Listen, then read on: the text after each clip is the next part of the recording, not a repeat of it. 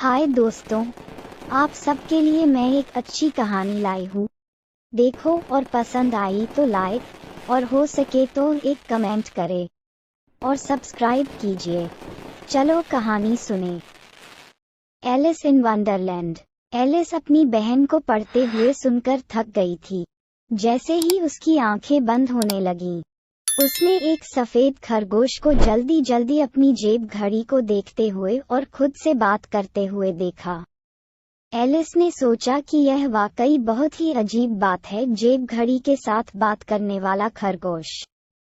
इसलिए वह एक बड़े पेड़ के नीचे खरगोश के बिल में चली गई और ऐसा लग रहा था कि वह नीचे गिर गई, दुनिया के केंद्र तक।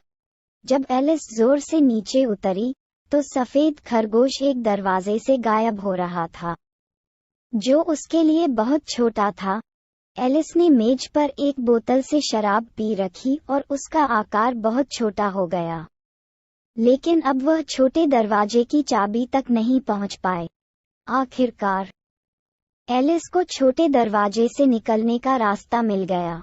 एक बोतल पर बैठकर वह एक रहस्यमय समुद्र पर वंडरलैंड में तैरने लगी। वंडरलैंड सागर के तट पर एलिस एक दौड़ में शामिल हुई।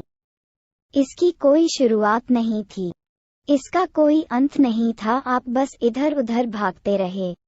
एलिस वंडरलैंड से होते हुए सफेद खरगोश की तलाश में आगे बढ़ी।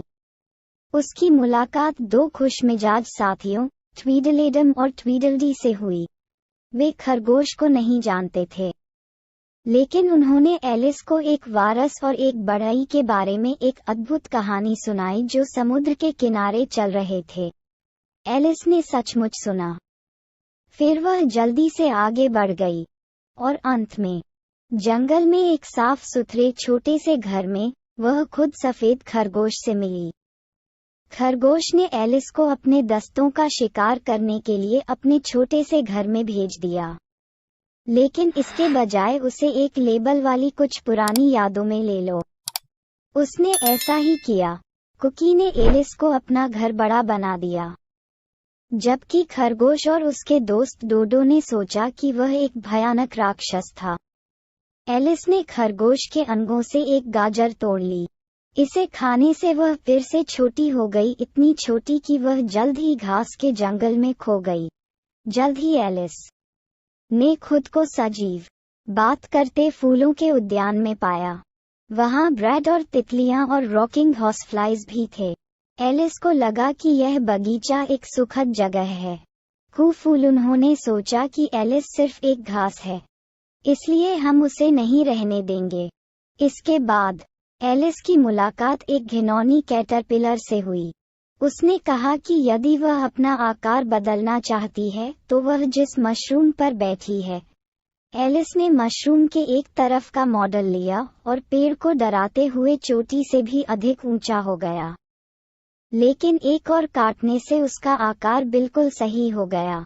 अब मैं किस रास्ते से जाऊं? एलिस को आश्चर्य हुआ। वे हर दिशा की ओर इशारा करते थे।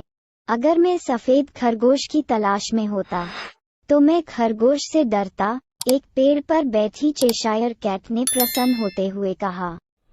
वहीं नीचे रहता है। एलिस ने पागल बालों और मार्च बालों को एक चाय पार्टी में अपना गैर जन्मदिन पूरा किया।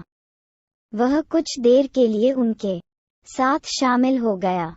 उस निरर्थक चाय पार्टी के बाद एलिस घर जाना चाहती थी, लेकिन जिन अजीब प्राणियों से उसकी मुलाकात हुई उनमें से कोई भी रास्ता नहीं था।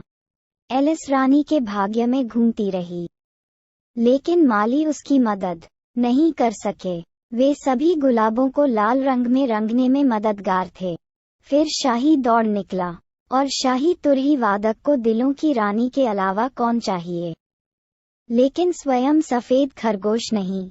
रानी ने एलिस को क्रिकेट खेलने के लिए कहा, लेकिन एलिस को गेम का लुक पसंद नहीं आया।